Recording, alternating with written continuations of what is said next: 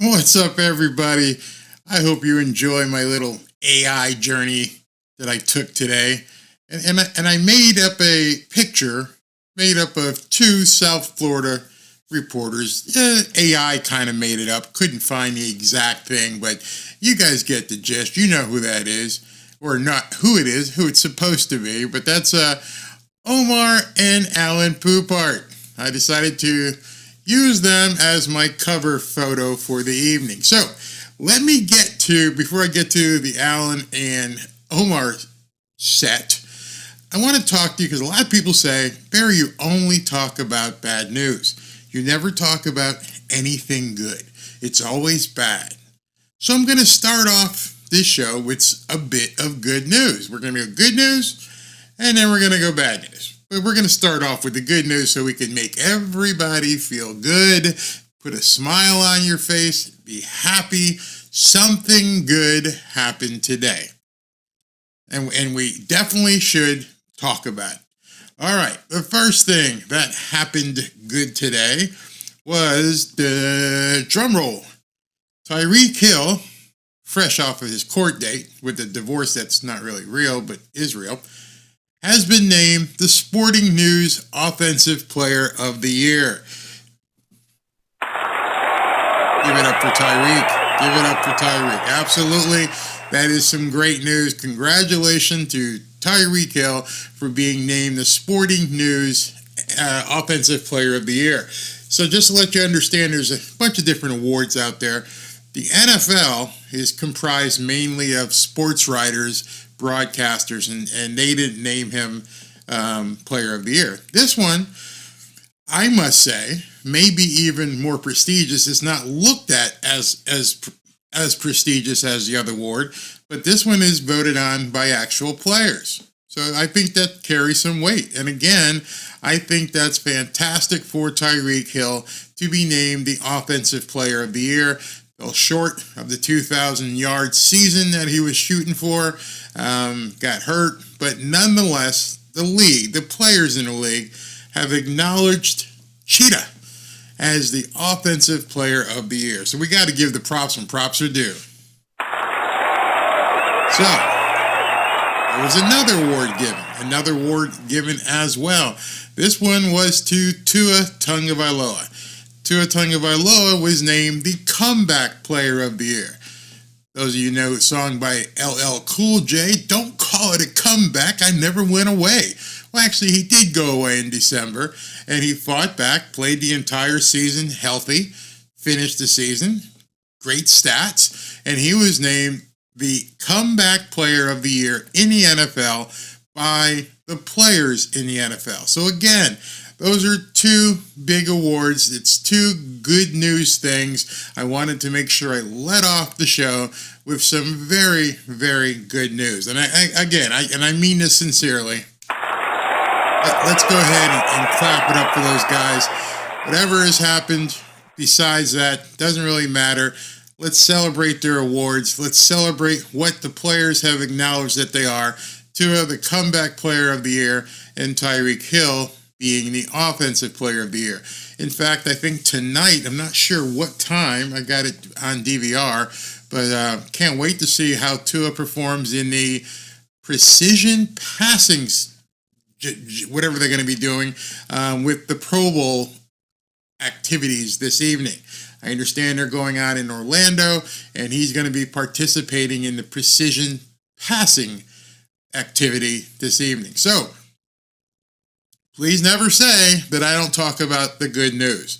Please never say that Barry never spends any time talking about good things with the Miami Dolphins, because those are two prestigious awards that I consider prestigious because the players voted on them. So it's more, in my mind, actually it's more prestigious than the NFL award, which is broadcasters and sports writers and things of that nature. So what do you guys think about Tua being named the Comeback Player of the Year and for Tyreek Hill being named the Offensive Player of the Year?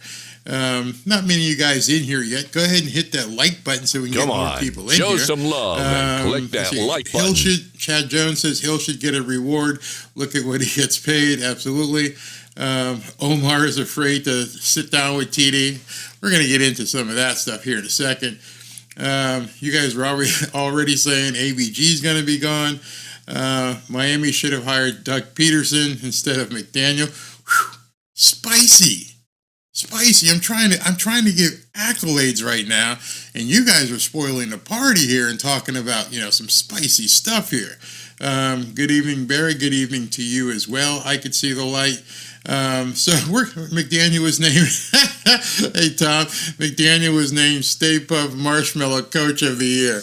Yeah, no awards for Mikey, not as of yet, anyways. So I understand. Now we can all just breathe. Barry does talk about good stuff. I don't just talk about the bad stuff. I talk about the good stuff. When it happens, you have to give props where props are due. All right, so we got that done. Everybody happy that Barry talked about the good stuff, that he didn't labor on and talk about some really bad stuff all the time? Good. 2 big awards. Congratulations to Tyreek Hill. Congratulations to Tua.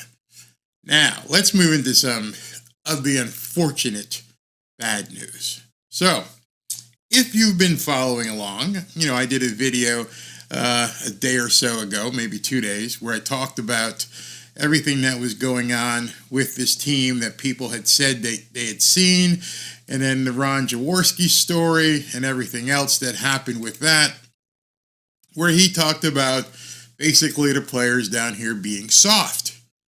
And, of course, the usual suspects came after me with all kinds of arrows, shooting them, trying to take me down. I was basically the first one to talk about it, got out there and said, hey, guys, you can beat up on Ron Jaworski all you want.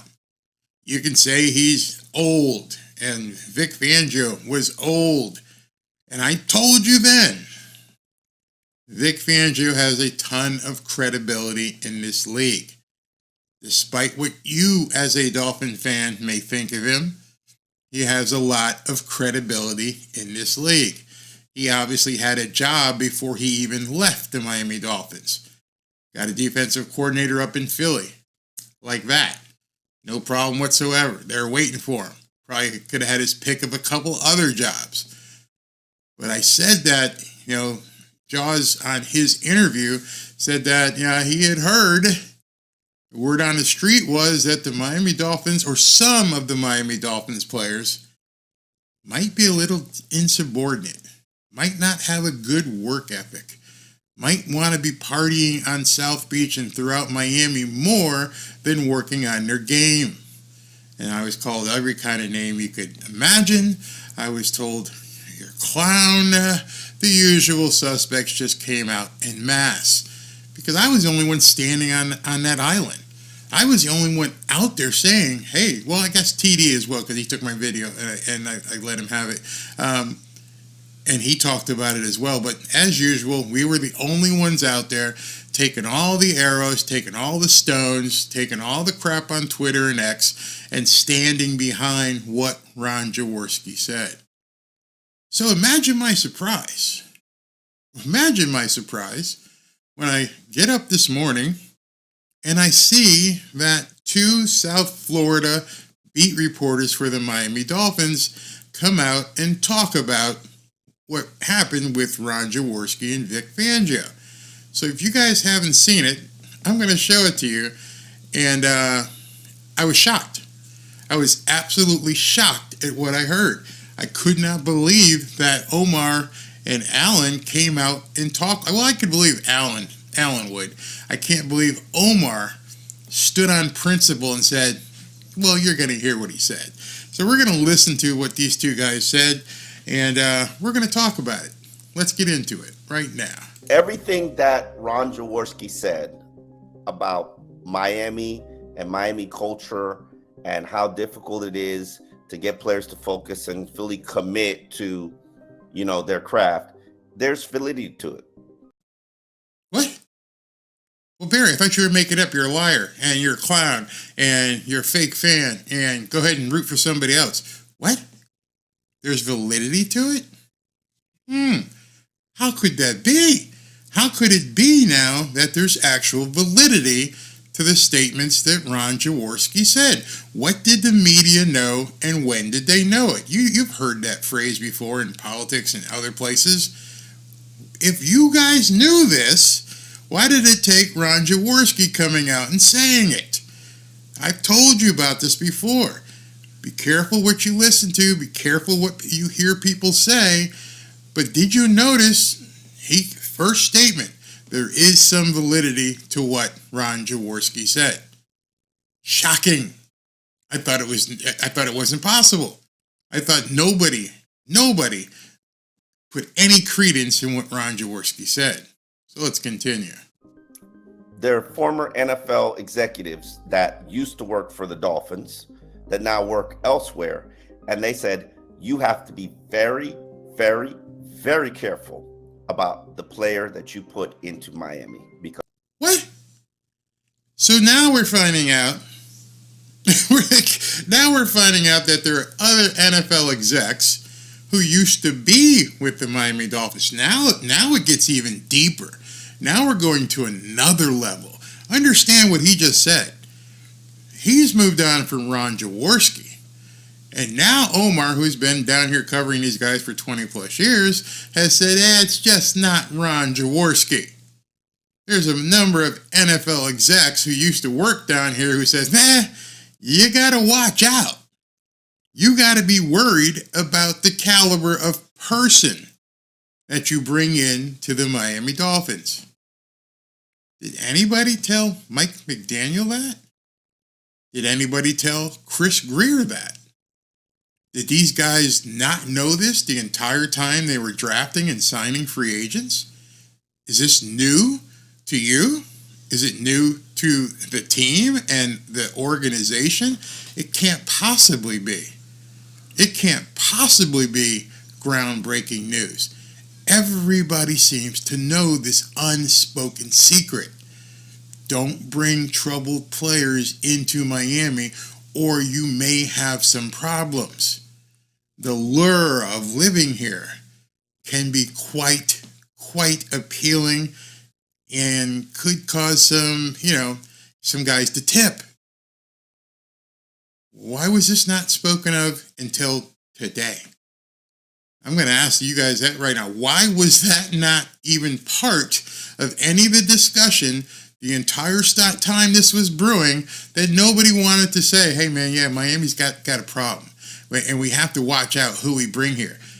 And I just need to know, did the team know this?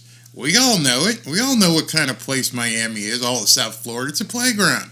You can have anything you want any time of day if you got the money. And these guys are young and they got the money. Let's continue. Because of Miami culture, Miami lifestyle. It's Tuesday today. If I want to go out and do something that involves alcohol, women, maybe drugs. Oh, I didn't even say that one. Alcohol, yeah, you're all adults. No big deal. Go ahead and have your drinks. Women, boys will be boys. Don't have a problem with that unless it's a work day per se. You got to go to practice the next day. Drugs? Did Omar just hint that there could be a drug problem with the Miami Dolphins? Again, I didn't say that. He said if you have a propensity and you like alcohol, women, and drugs,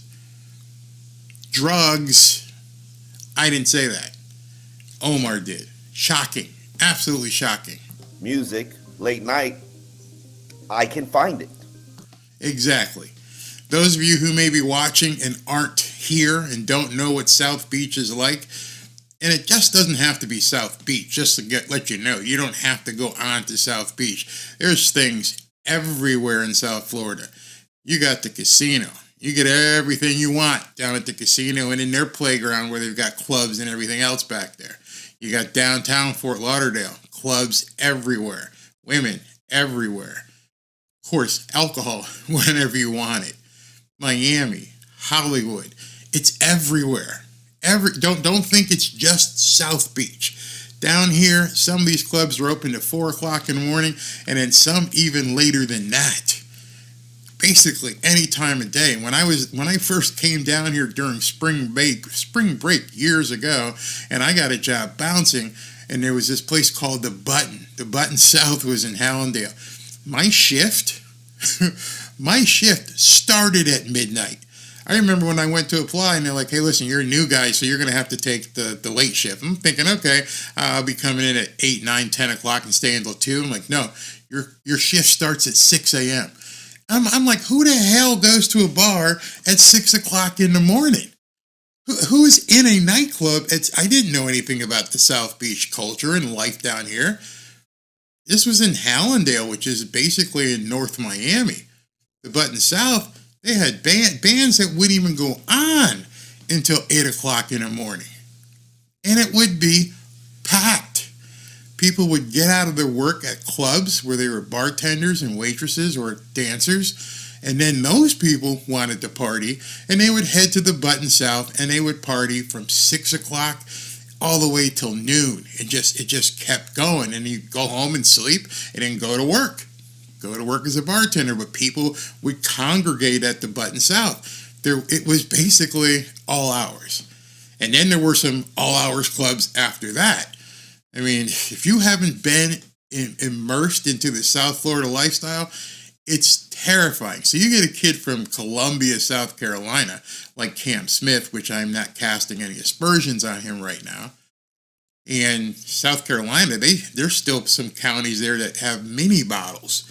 And they close at 2 o'clock right then and there unless you go to an after hours joint. And you come down here and it's like everything you want and you're a millionaire, you can get it. And I do mean everything. So Omar just touched on that. Because that's Miami. Actually, hell, it's probably 2 miles from me if I want to get into something. Hell, there's something at Tootsie's, which is 2 miles from the Miami Dolphins, every night. Tootsie's. Tootsie's is what they call down here a gentleman's club. And there's a bunch of them. And we're not talking, up there with pasties or bikinis. We're talking full on. You know what? You can, hey, come sit on my lap. Here's some cash. I'm going to make it rain. I'm going to make it rain. Whew, man, there's some stuff down here that will curl your toes when you see it if you've never seen it before. Again, you got young guys with a lot of money who can do whatever they want, whenever they want to. And 2 miles from the facility.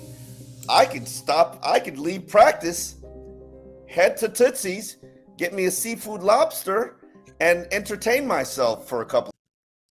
I can leave practice. So practice, I don't know, they say 12 o'clock, 2 o'clock in the afternoon, they're done. And I'm heading over to the club. I'm into the club. Understand what he's saying here? This guy's been here. He lives near Tootsie's. I'm sure he has seen some of these guys frequenting some of these places when they should be looking at film and doing some other stuff. And he's not going to name any names, and I'm not going to name any names. Vic Fangio's naming names. You can count on that. Of hours and not necessarily be a professional. Is that a problem that the Miami Dolphins have? Absolutely. Oh. You realize what he just said there? Do you realize Omar Kelly, who has been here for 20-something years, back with the Sun Sentinel, just confirmed everything I said in my video, just confirmed every single thing that Ron Jaworski said. 100% confirmed. No equivocation. Looked in the camera, talked to Alan, and said, yep, there's a culture problem here.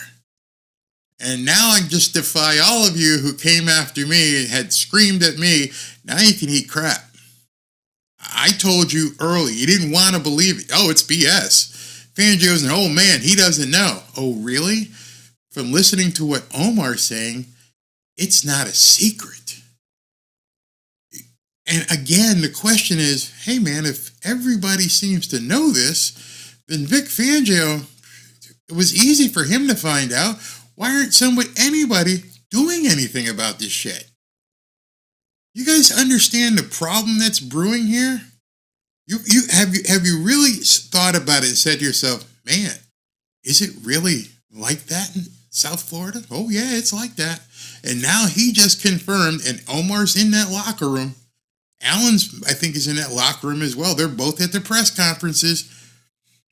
They know. It wasn't till Tuesday, which was a couple days ago, that they began talking about it after my video came out. Why is that? Why is Barry Jackson? Why is Dave Hyde? Why does nobody talk about this when everybody seems to know? It's not a secret. It's not been a secret. You got NFL execs who talk about it. But you probably didn't know, and I could tell by the reaction to my video earlier this week that the fans didn't know. And now the dam is bust. It's burst, rather. And people now know there's a culture problem here, and there's guys indulging in all kinds of shit. Mike McDaniel, what are you going to do about it? Chris Greer, what are you going to do about it? Do you see this at this point? That finally, after all this time, Barry's not the bad guy. Barry just amplified what Ron Jaworski said, who probably amplified what Vic Fangio and others around the league have been saying.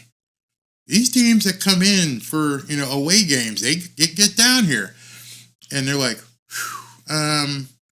wow, I can't believe what I see down here. This is insane.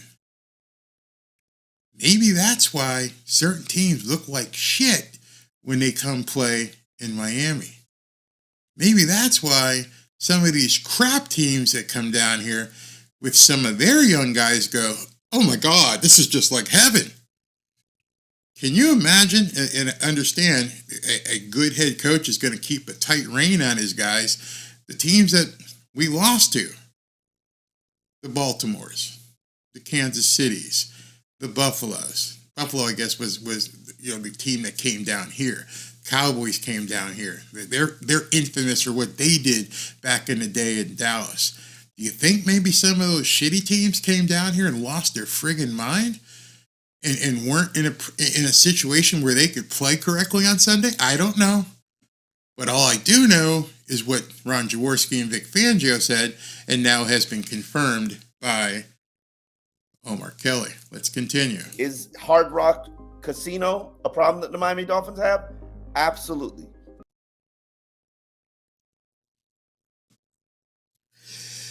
There are so many nuggets in here.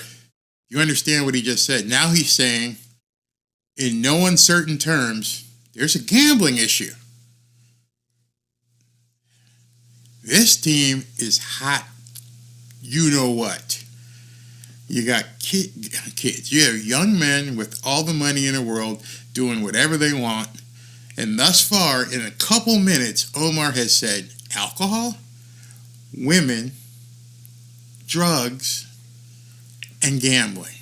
And said absolutely to all of those. How does he know? How does Omar know this? What has he seen? Who has he seen doing it? You guys understand now it's not Barry out here just making shit up? That now it's out there. And it's up to Mike McDaniel. What the hell are you going to do? I mean, this is huge. I mean, they have a podcast. I have a podcast. And thus far, me, TD, and now these guys are the only people talking about it. And I didn't mention, not once, anything to do with drugs and gambling. I was just talking about partying, just out there having a good time, just checking out the chicks. Now we know the vices go even deeper. And people know it. It's known across the league. Remember what Ron Jaworski said? He goes, I've been around this league a long time. I got a lot of contacts. And everybody thought it was just Vic Fangio. And you heard Omar said past NFL execs that used to work for the Dolphins that no longer work here. You don't think those guys talk? You don't think that if it was Mike Tannenbaum or Jeff Harlan or whoever, that these guys talk? Of course they do. You don't think they're whispering in the ears of certain people? You're damn right they are. Maybe that's why they had to hire a coach who had no experience. Hey, Mike, can you come down and help out with Tua?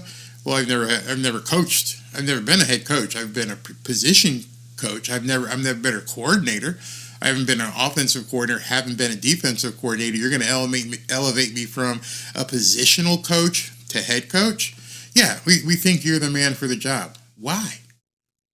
Why was Mike McDaniel the man for the job? There was nobody else available? Have people been talking about this for quite some time? And then Chris Greer, you must know what Omar knows, and you're not doing anything about it? Again, this isn't me. I've heard things. I used to work with a guy who worked for the Miami Dolphins. This is just like a little underwater stream of people talking, underwater stream of consciousness that people go, pss, pss, pss, pss. Oh, really? Yeah, and this guy did, oh, wow, didn't know that. Don't say anything. Nope, won't say anything because people know I know you. Now it's out there. You guys are finding out directly from me and in return, obviously, from Omar. Let's continue. But every city has very specific, unique problems. Now, so I'm not going to say what Ron Jaworski said on behalf of Vic Fangio is not a problem and not an issue.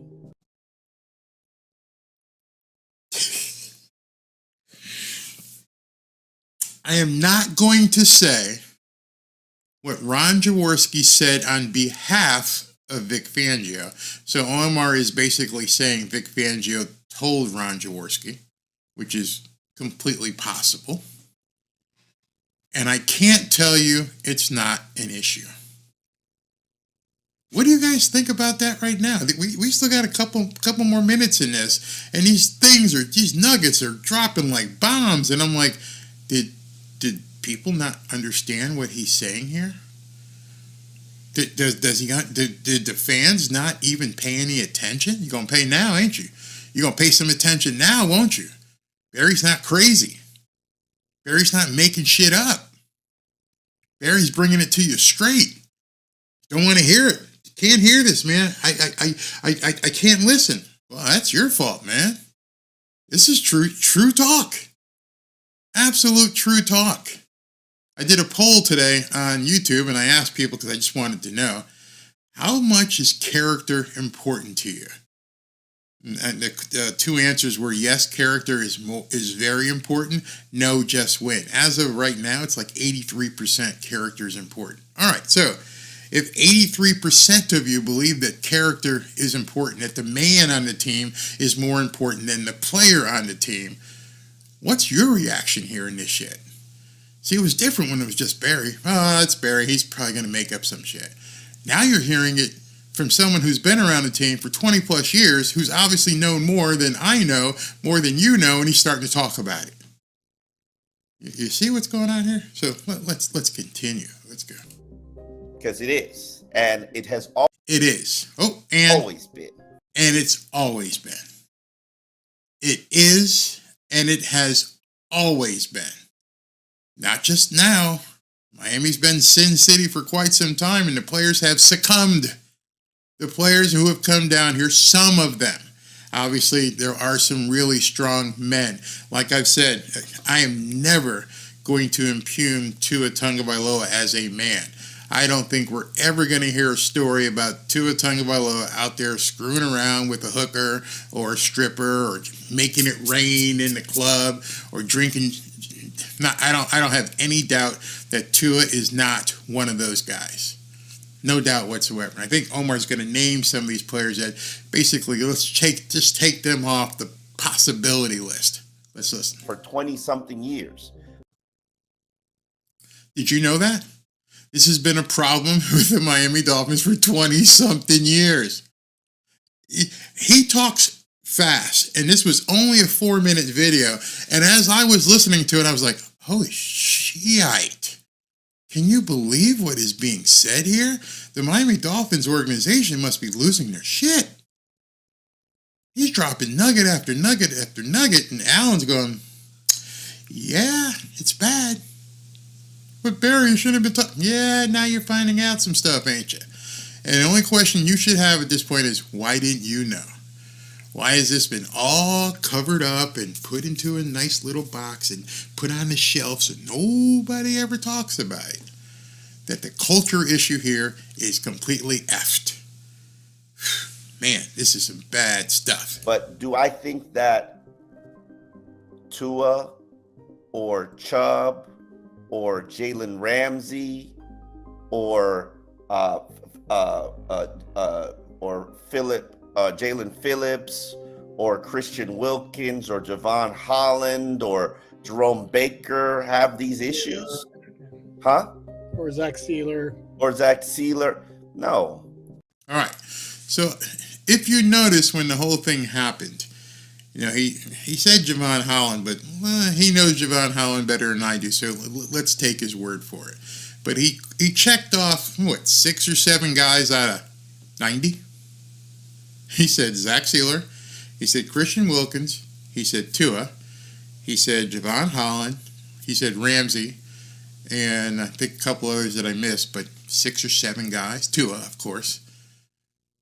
But is that the only guys you can speak to in a roster with practice squad guys of nearly 100 people? That's who you can speak to off the top of your head. I'm sure there's more. You probably didn't have time to go through a Rolodex of all the different guys that are good guys. But what that means is there's a hell of a lot of other guys on this team that are screwing up. He mentioned Jerome Baker, good guy. How bad is it?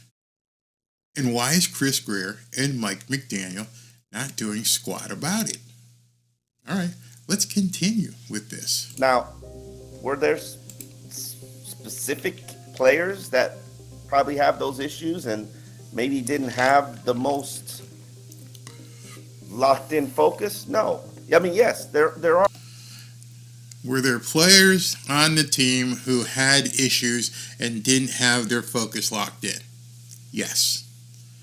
Confirmed again. Yes.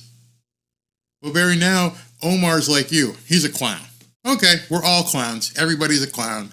The other NFL executives, they're clowns. Everybody's a clown. Clown, clown, clown. It's basically a circus, except for the guys that you like. Are players like that.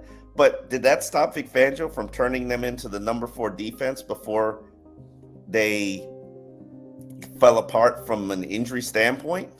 Boom. Despite there being some insubordinate people out there, until they got the rash of injuries where Jalen Phillips goes down, Bradley Chubb goes down, AVG goes down, yada, yada, yada, they were still a top-ranked defense. So somehow, this guy who's a curmudgeon, who the players didn't get along with, who they want him to kick rocks, and all the other things that they said, still did his job. Still did what he needed to do to make this defense work. No, it didn't. And I think we should clarify, if we haven't already done so, to make it perfectly clear, that Jaworski prefaced his Philadelphia radio station interview by saying he's been friends with the guy for 40 years and they still talk and they're close. So when he says I have sources around the league and they gives you the inside story, what Fangio's thinking, I think it's pretty safe. It's not a big leap to suggest that it came from Fangio himself. Bingo. I said that earlier, that, my friend and my people I talk around the league said this is going down in Miami. Yeah, I would venture to say that Vic Fangio said, F that place. F them boys down there in Miami. I couldn't wait to get out of there.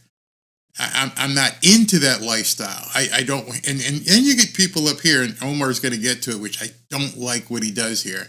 Oh, that's just the kind of guys that they are now. It's a new era. F your new era. You play for a coach. The coach tells you what to do. Yeah, I'm not here to babysit you, but Omar's going to get into that. Am I right? And if somebody, and to be fair, if somebody's taking shots at me, and those shots were valid. Let's not dance around the truth. Huh? Sure, but go ahead. He's being very careful because some players probably saw this. And I'll come back to my butt. Okay. He was an old curmudgeon. He was uncompromising. All right, so now he shifts and says, hey, man, these guys are down here. The young guys are doing this. Might need a little blow here or there. You know, who knows? No big deal. It's the new era. You don't have to be so hard-nosed with these guys. It's a fun life down here. We live in paradise. We live where you want a vacation. You don't have to be some old curmudgeon. Nah, man, just chill. Bullshit. I'm the coach. You're the player. That's the extent of our relationship. I'm not your friend. I'm not your guidance counselor. And he's the man in charge. He's the one who's getting paid $4.5 million to lead the defense as the highest paid defensive coordinator in NFL history. Boom. Alan jumps in right away and says exactly how I feel. I ain't here to be your buddy.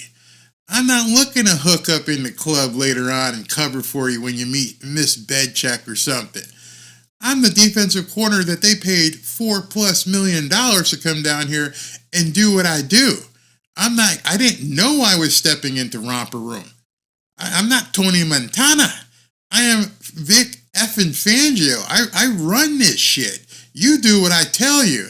And Omar comes back with, boys are going to be boys. It's a new era. He should be the one to call the shots. And there's something to be said for, while you want to be as accommodating as possible and have the players on board as much as possible, if there's a disagreement in a way to do things, if he thinks his way is the right way, I'm sorry, but he's the coach. Bingo. Hey, listen, I'll take it under advisement. So what's your problem? I don't like this or like that. Okay, I heard you. Now shut up and go do sprints. I took it under advisement what you have to say. I'm the guy with the title. My title says defensive coordinator. I get paid $4 million. They brought me in here to run this shit. I heard what you said. Okay, do what I tell you. There's no equivocation there. None of this stuff, which Omar's getting ready to talk about. Hey, man, you got to understand today's kids. No, I don't. And I'm out. Okay, and I don't disagree with you, but unfortunately, in this era of professional sports, and I'm not even just saying the NFL, look at college football, look at the NBA. In this era of professional sports, you cannot be an old curmudgeon, my way or the highway, uncompromising figure. It's not going to work. Then it doesn't work. I am not going to be a coach and have the inmates run the asylum. Or I'm going to do what Nick Saban did. Hey, man, this NIL shit, everything we're seeing with the NIL, I'm done. I'm not dealing with this. I'm not negotiating with players. I'm friggin' done. If a player comes here and he wants to play for Alabama, then fine, we can do something. But if he's coming here because, hey, Nick, no, I'm Coach Saban. All right, Nick, Coach Saban, whatever. What you got for me? What? I'm not dealing with this. Not dealing with this. So now you're saying it's the same way in the NFL. Hey, Vic. Okay, I'm going to let you call me Vic, but it's not going to work this way, man. I'm not that kind of guy. Well, that's why Bill Belichick may not be coaching. That's why Pete Carroll may not be coaching. That may be why Mike Vrabel isn't coaching. It's definitely why Vic Fangio moved on. If I don't have say in the personnel, what Omar just described is what you get. You're getting someone that somebody else picked who didn't see the bad shit, and they say, oh, by the way, we got these couple of guys here that are problem child. Here you go. Do what you can with them. What? Why would you even bring these guys on your team? Well, we drafted them, and we signed this guy, and we signed that guy, and, your old style's not going to work here. Why didn't you tell me that before? I'm out, man. I am totally out of here. On any level in sports, it's not going to work. Except you just pointed out they were forced until injuries. Look at Bill Belichick. Do you think Bill Belichick's not going to get a job? Bill Belichick isn't getting the job. And I don't know if he's getting a job next year or the year after that. But the difference with Bill Belichick, different from Fangio, Bill Belichick didn't get a job because he walked into Atlanta or wherever else he interviewed and goes, I run this ship. I'm picking the players. I'm going to be in charge of football personnel. I run the entire thing. And he couldn't get, I guess, Arthur Blank or whoever was Arthur Blank, I believe, is the owner of the Atlanta Falcons, to, hey, give me full control. So if I can't get full control, I'm not interested in taking on the kind of shit that Vic Fangio is taking on down in Miami. I guarantee you without any doubt, when Vic Fangio went back up to Philadelphia and he talked with Howie Roseman, he goes, I understand you're the GM. No problem. I'm going to pick the personnel. And Howie said, yeah, you are. I guarantee you, when they draft this year and they see the guys that Philadelphia signs, Vic Fangio will be involved. I only want guys who respond to the way I coach. That's what Omar missed. Omar thinks this is just the way it is. That, these kids coming out of college right now, man, they run the shit. Hey, you're going to have to pay me. And, you know what I'm saying. Man, I'm cool. I can't wait to get down to South Beach and hang out. Just don't schedule any early morning practices, yo. Bullshit. And Vic Fangio obviously had enough. So, Omar understands the lifestyle. He's playing these players. Vic Fangio said, no, I don't want to be a part of this shit. I'm going to draft the players. I'm going to do the interviews. I'm going to see what kind of young men these guys are. And if they don't fit with what I'm trying to do, then they won't play here. Simple as that. Why would you even entertain doing it the other way? Like I said, I ran a survey and people said, hey, listen, I want good men on my team. Well, obviously the good men on the Miami Dolphins, we know that, there are quite a few really strong guys out there. They couldn't even help. They couldn't stop what was going on. And notice they didn't do any talking. Was that it? Okay, so that was it. Unfriggin' believable. I mean, just crazy. The information that just got dropped in that video. All right, so I've been going for a while. Let me take some comments. Robert says he'll make the top 5 defense. Belichick needs to come to Miami and get rid of Chris and Mike. They'll never do that because they wouldn't want him beating Shula here. Where's this? CCR says, I have a feeling that Fangio did not unload his whole playback with this team. He probably saved his new coverages for Philly, maybe. Dolphins paid $4.5 million to get Fangio here. He never wanted to be. I think he did want to be here. I think it became such a hassle dealing with these guys. He's like, now I don't want to be here. I've had it. I've had it with these guys in this lifestyle. I'm telling you right now, the type of guy Fangio seems to be, if somebody had a drug problem,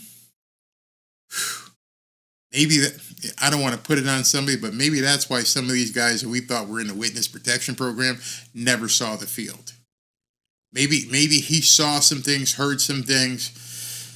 Who knows? The Eagles quit on their coaches, and what happened? They got fired at the end of the season. Things can easily do the same with Fangio. You're absolutely 100% correct. Except Fangio is going to probably make sure that he has the players he wants. When he told the people in Miami, I just don't have the players yet. Everybody assumed, including probably you, Jermaine, that he was talking about skill set. I did. I had no idea there were these kind of problems in the locker room. I assumed, he just doesn't have the skill players. The players don't have the skill set he needs to run.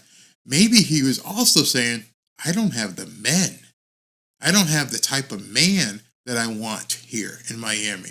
And I don't think I'm going to get it because Chris Greer is not going to let me pick my own guys. Think about that. Barry, when it comes to the defensive coordinator position, where is it here? Where'd you go? Do you think this was going to happen? Is they going to get a younger guy, maybe from college, like a Jim Leonard or a Glenn Schumann? Now, understand this defensive coordinator thing and getting a young guy. What kind of respect is a new young guy going to have from some of the problem players on the Miami Dolphins? That's why I'm kind of worried about next year, because you bring somebody else in new and saying, hey, You're basically the warden, and good luck. Think about that. If Vic Fangio couldn't discipline and be authoritarian, you're going to bring some young guy in who these guys are going to eat for lunch. Odds AVG goes to Philly. Fangio loved him and was an advocate for him to be re-signed. Who knows? Maybe. Fangio's quarterback in Denver was Drew Lock. Here you go. Coaches develop players. If they can't do that, are they real coaches? Coaches develop players who are willing to be coached.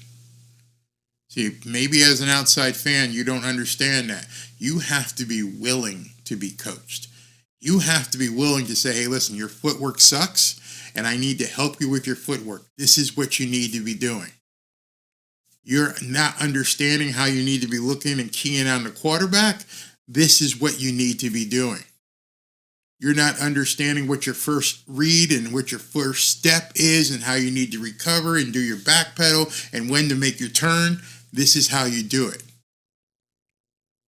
If you ignore that and think, hey, man, I got the skills, and you don't want to be coached, coach ain't going to help you. You have to understand it. Coaches develop players that want to be developed. You're assuming every player on the team wants to be developed, wants to change, is willing to take direction and advisement. That's where you're making your mistake. You're assuming way too much pliability with a player, that he'd want to do this and that and the other thing. It doesn't work that way. Today's players are spoiled divas. They need a foot up their ass. I don't even know how you can be a spoiled diva other than the money when at the same time you haven't won anything. You've entered a losing franchise who hasn't won a playoff game in 20 years. So spoiled, maybe financially, maybe women, maybe doing whatever you want, maybe all the above. But if that makes more sense to you than learning how to be a better player, then there's an insomnia that cannot be fixed unless you root out those players. Let's see here. Ship out the bad apples and grow the new talent. It's as easy as that, except for you don't have a defensive coordinator right now. And the new defensive coordinator, whoever he's going to be, is going to be stuck with the guys that are there. And he won't have control of the personnel. Chris Greer owns that. So unless Chris Greer listens to a new defensive coordinator and says he needs to go, that guy needs to go. This guy's awesome. We're going to make him something. But unless you're willing to say, hey, listen, this guy needs to go. I can't use him. And then you have to trade him, cut him, do whatever you need to do. That's a kind of symbiotic relationship you have to have with somebody. I can tell you if he didn't have that relationship with Vic Fangio, a new, young greenhorn ain't going to have it either. So that's why I'm saying a lot of these things that Omar talked about and I talked about are going to probably persist. They're not going to change. In fact, once you've gone a year through this, it's inevitably going to get worse. Prepare yourself. It could go off the rails. Manny says, I've been a fan for 51 years. Never seen such a bunch of children on a team like this. I've never seen anything like this either. I mean, I've never seen anything like this, and I've never seen where so many people know about it and didn't do anything about it. See, that's the problem I have. It's one thing to have a problem or a few problem children on a team. It's another when everybody looks away and pretends like it's not there. Tyreek Hill went to Twitter, bitched to the media, told them to take down their post. They're lying. There's nothing wrong with he and his wife. Meanwhile, almost 10 days later, now they're going to a hearing.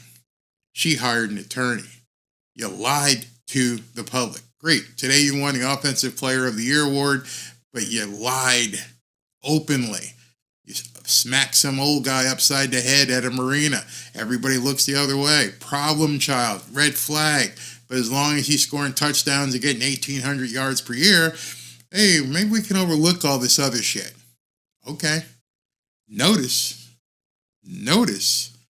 when he read off that list Omar Kelly did not say that Tyreek Hill was one of those guys that you can count on to be a good person. Maybe he just omitted him.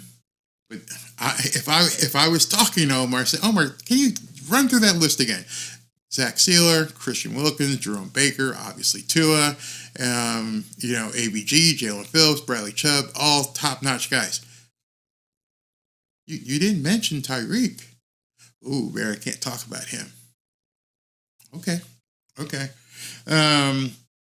What else we got down here? Lou Roman says, I get what you're saying. Yeah, I mean, people get mad because I talk some of this stuff and put it out there, but you can't deny it. You can't deny it at all. Oh, no. Did we already see this? Oh, God. Please don't tell me he had the worst accuracy score tonight. Is it already on? Did he already blow it? Oh, my God. We'll be talking about that tomorrow as soon as I can get the video on it. All right, so let me move on because I want to get through everything tonight. So we got a little bit more of good news. And this good news is something that I want to share with you. Let me pull it up. So, Tom Pelissero reports that the Dolphins are now interviewing Chris Shula. Yes, that Shula. Grandson of legendary coach Don Shula for their defensive coordinator job. They're interviewing him today. Chris Shula has spent the past 7 years as an assistant with the Rams, most recently as pass rush coordinator and linebackers coach. He does not have any coordinator experience in terms of offensive or defensive coordinator. So he's a lower level coach, but here he is. He's a young guy. He's only 36 or 30. What? What, Mr. Producer? My wife's the producer. What are you saying? Scratch what I just said. Just forget about it. Ian Rappaport reports the Rams are planning to promote pass rush coordinator, linebackers coach Chris Shula to be their defensive coordinator, sources say. The grandson of Don Shula lands in a key role. This popped up at 6:25 p.m. Come on, man. Y'all, some of you guys in the chat making some serious excuses. Don Shula's son said, nah, I'm going to stay put. Don friggin' Shula's grandson, rather. Thanks for the interview. No thanks. Let that sink in for a second. Let that sink in that Don Shula, his grandson, the legacy, the namesake, said nope. Had the interview, just so you know, had an interview today, and this post was up at 9:19 this morning. Chris Shula does an interview. 6:25, no friggin' thanks. Not coming. Thanks, but no thanks. But you're Don Shula's grandson. Hey, I understand that would be fun, but nah, I can't do it, man. Can't happen. For the last week, I've been talking to people and going, oop, this guy didn't come. He walked away from it. Oh, this guy didn't come. He walked away from it. And all the Dolphins faithful YouTubers and Twitterazzi are like, oh, we're going to get this guy. It's going to be awesome. Nope, he went over there. Oh, looks like we're going to get this guy. I think he's going to be just awesome. Nope, didn't get him. Now you're down to the bottom of the barrel.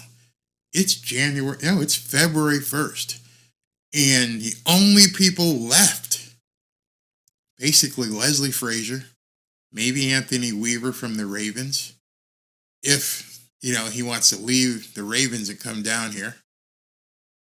We live in paradise, one of the nicest places to live in the entire NFL. We have supposedly an elite quarterback. We have a guru offensive coach who can basically help the defense not be on the field all day. We have all the trappings that someone would want to be down here. We'll pay you good money. And they're saying no. Nah, we're good, man. We're good. We're not going to go forward with this. Why? What's going on? Why don't you want to come down here? I can't really say, but good luck. Are you seeing this? And if you thought Vic Fangio was a curmudgeon, what are you going to say if Leslie Frazier comes down here? I think Leslie Frazier's got to be in his 60s as well. That's all you got left.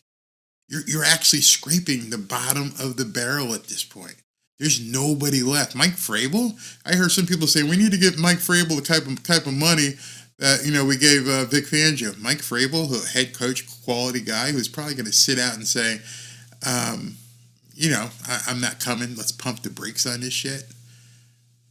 And if he does come, Mike McDaniel, you think the pressure's on you now. If Mike Vrabel comes down and takes a high-paying defensive coordinator job, he's the head coach in waiting. If they bring him in, he's coming in to take your job if you don't do shit next year. The Dolphins are in a really, really bad way. You can't deny it at this point. I was absolutely stunned. Had a little bit of fun there when I was talking to you, but absolutely stunned that Don Shula's grandson took an interview today at 9:20 in the morning, and by the time we went live at 7:30, he had already turned it down. Nah, I'm good. I'm going to stay here with Sean McVay and the guys out here. Can't help you, Miami. At least Miami got a call now. Who you got left? Undoubtedly, just to let you know, whoever Miami signs as a defensive coordinator, all of the usual suspects will herald him as the best coach in the NFL. Just keep in mind that whoever the Miami Dolphins end up picking has been passed on by every other team in the NFL. Every single team, all 31 other teams have said, nah, we're going to go with this guy. Oh, we're going to go with that guy. So whoever's left, just like you said, Bill Belichick is sitting there without a job, and Mike Vrabel's sitting there without a job, and Pete Carroll. Well, all these other guys that ain't got no jobs are guys that other people passed over. So right now, Chris Grier, you're looking at the discount bin of Walmart coaches at this point. You're looking to get a coach that nobody else in the NFL wanted. They all got their man. They all decided this is where we're going, and this is how we're going to do it. They already have them. Don't tell me that Vic Fangio has not spoken to so many people in this league, or had his proxies talk to so many people in this league, or the word hasn't gotten out. Dumpster fire. Complete freaking dumpster fire. What's going on down there in Miami? You can't tell me that's not what's going on. So they're going to get somebody. It'll be some greenhorn, or it might be some old horn like Leslie Frazier. I bet you they're going after Leslie Frazier with complete aggressiveness right now. We got to get a body in there. But if it's a young guy, Katie bar the door. A young guy will not be able to control the locker room. He will not be in a position to tell Chris Grier, this is the guy I want. Chris Grier will be dictating to him who the personnel is. If he couldn't do that with Vic Fangio, he's not going to do it with some new guy. Let's see what we got here. George, what's going on? Grier shops at Bob's Rent-A-Drunk. Let's see what else we got. How are we a dumpster fire being fourth-ranked defense? All right, so Mr. Stat Guy, what's your name? Dante, Mr. Stat Guy. Go ahead and pull those defensive statistics against the Philadelphia Eagles, Buffalo Bills twice, Kansas City Chiefs, twice, Baltimore Ravens. Go ahead and pull those statistics. How'd that look? How'd those good teams look? See, when you pull a stat like that and say, hey, man, we're fourth-ranked defense, fifth-ranked, take those games out and look at how you competed against the good teams.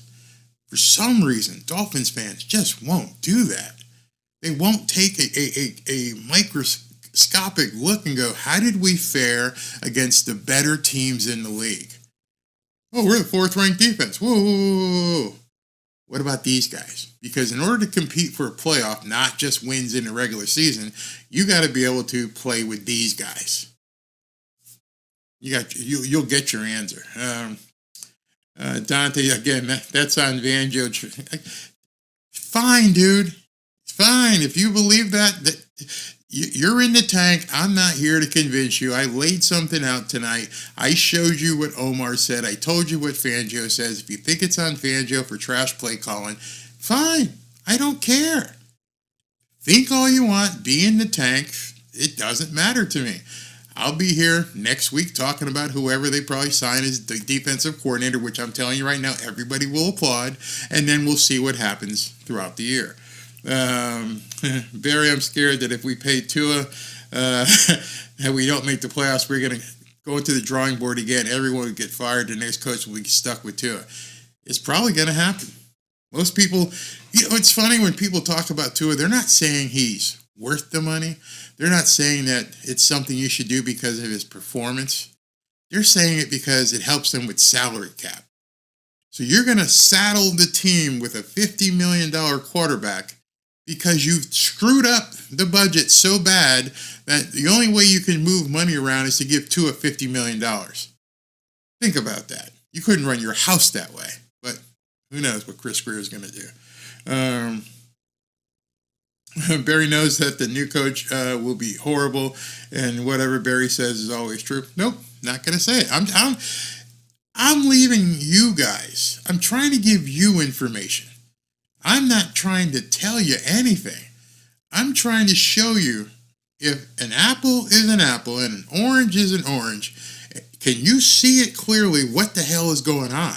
Obviously, there's a lot of fans who just don't want to hear it. I just don't want to hear it, Barry. We're the greatest team ever. I'm a diehard fan.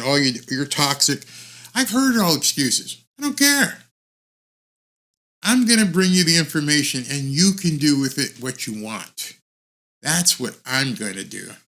So, speaking of bringing you information, I'm going to play you a video in its entirety first. And after we do this video, we'll talk about it, but then we'll close. So, Paramount came out with a new commercial featuring Tua Tagovailoa. I'm just going to play it. I had to cut it off when they started music because I didn't want to get a copyright strike or anything like that. But take a look.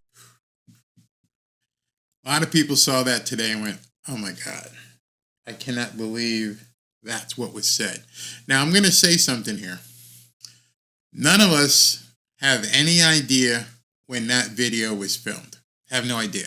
It could have been filmed in August. Could have been filmed whenever. Don't know.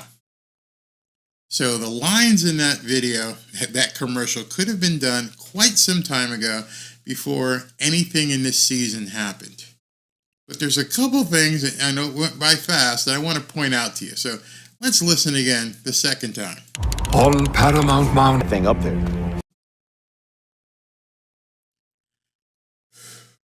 Tua Tagovailoa goes on a video, and I don't know if it's being self-effacing or whatever. You can make up your own mind.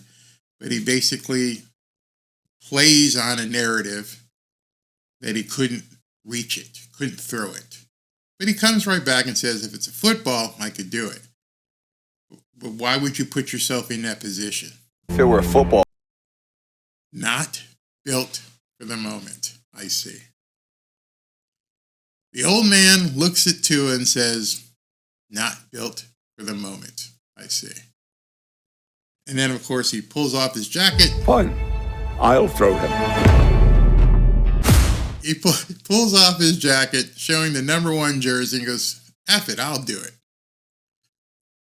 A lot of people were talking about this today. Some people don't want to take it a certain way. I don't know when it was filmed. But in any event, I hope the check cleared. Hope it was worth it. Hope it was financially beneficial to Tua and his wife.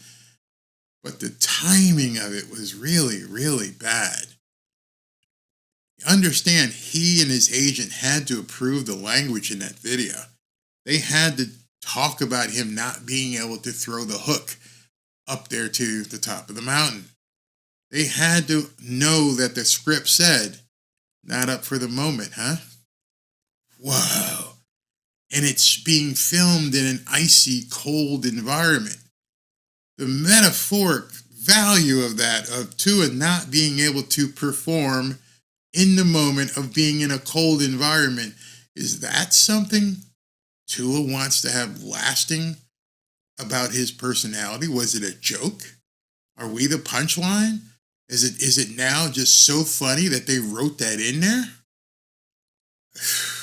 I mean, I was stunned. Not up for the moment, are we? You just said that the quarterback of the Miami Dolphins admitted he's not up for the moment. I'm an old guy and I'll do it. You don't know the sequence, don't know when it was filmed, don't know when it was written. Was it written before the season, in the middle of the season? I don't know. I can't pass that kind of judgment on it. All I can say is, oh my God, I cannot believe that was approved and basically broadcast. And then today, depending on what side of the Tua fence you reside on, people are like, oh, it's the best thing ever. It's the best commercial I've ever seen. It's so funny. It's great. Oh, he was just making a joke of himself. And other people are like, are you freaking kidding me? So where do you sit with it? Was it just harmless, fun joking? Or does it damage Tua by saying, you're not up for the moment? I couldn't believe they picked that line. Of all the lines in a script that you could put, I mean, the old guy could have said, listen, I'll give it a shot. But to look at Tua in the face and go, not up for the moment? Man, what do you guys think? What do you guys think about it? Remember his first big game in NFL last year against the 49ers? That's Tua we get in every big game. Tua is so dumb for even taking that on. Read between the lines. That says it all. I'm not going to talk bad about another YouTuber, but I can see what some of you guys are saying. And don't say Barry's business model is hating the Dolphins. No, I don't hate the Dolphins. I gave you some good news. I said that, Tyreek Hill was Offensive Player of the Year voted by players. And I told you that Tua Tagovailoa was the winner of the Comeback Player of the Year award. Very good. Very good. I told you I would give you good news when it came out. Those are two good things. So, tongue in cheek, I understand what you're trying to say, that I just constantly talk negative, but I talked about a couple good things earlier. Tua with Batman Pops, you are so funny. Tua was just living his truth. I'm not up for the moment. Oh my God. God, you guys are still talking about one of those other YouTubers. I can't do it. Stephen Ross needs to sell the Dolphins because the problems that exist with this organization will not change. The reason why certain skilled players are signed by Greer is because they come to. I don't know what that means. Cap for Life says, Jay Stone, I guess it's somebody in the comment. I know it's comical at this point. That commercial pretty much sums up our season. A joke. That's how I took it. A lot of people wouldn't take it that way. I looked at it was like, hey man, is it a widely known secret that's now out? It's no longer a secret. It's a pejorative. It's a punchline to, you're not up for the moment, are you? I don't know why anybody would agree to that kind of script being written. Like I said, anything else he could have said. All right, Tua, you don't think you can do it? Let me take a try. That's not what he said.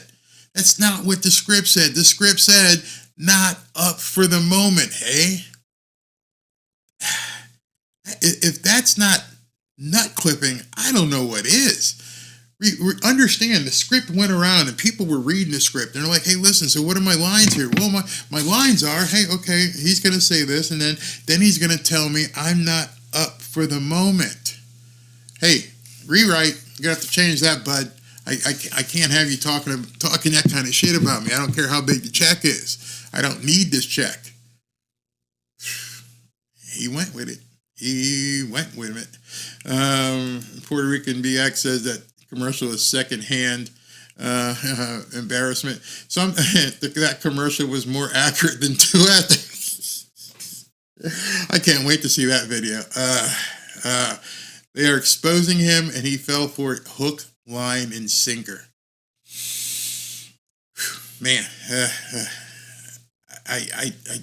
no words. That's our Dolphins. They have no heart. Bunch of divas. It's to me amazing. I mean, absolutely amazing. Tua and that rolling punch bag were not on the same page. I don't know. I don't know how it happened. I don't know why it happened. It just happened.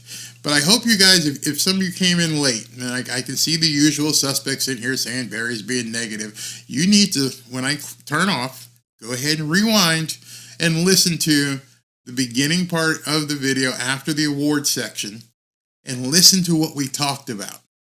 Because if you think I'm being negative, a lot's going to get explained in those few minutes that we spoke at the beginning, talking about what kind of culture this team currently has and what kind of men are on this team. That's not being, when you watch it, you're not going to be able to say Barry's being negative.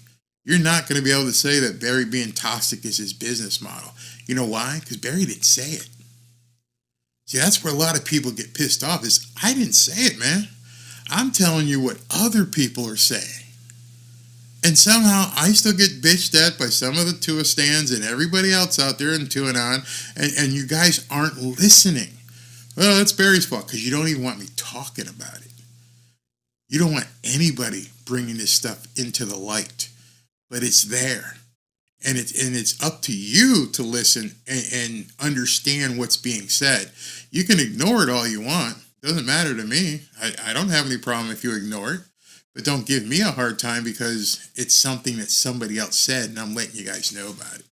So in any event, thank you guys for tuning in tonight. Loved it that you guys all showed up. I didn't think anybody was going to show up on short notice, but thank you. Pass the word. Let everybody know. Do me a favor before you leave. Show some love and click that like button. I enjoy speaking with you guys. And as I said, Dolphin stuff isn't going to be my main bag unless news breaks. And so this broke, and I saw this video, and then of course we heard about the defensive coordinator, and then we heard about the awards. So that was news, was worthy to begin talking about tonight. So let's see what happens tomorrow. I can't wait to go look at the Pro Bowl precision passing competition that Tua was in. If it's as bad as you guys are saying, oh, we'll be back.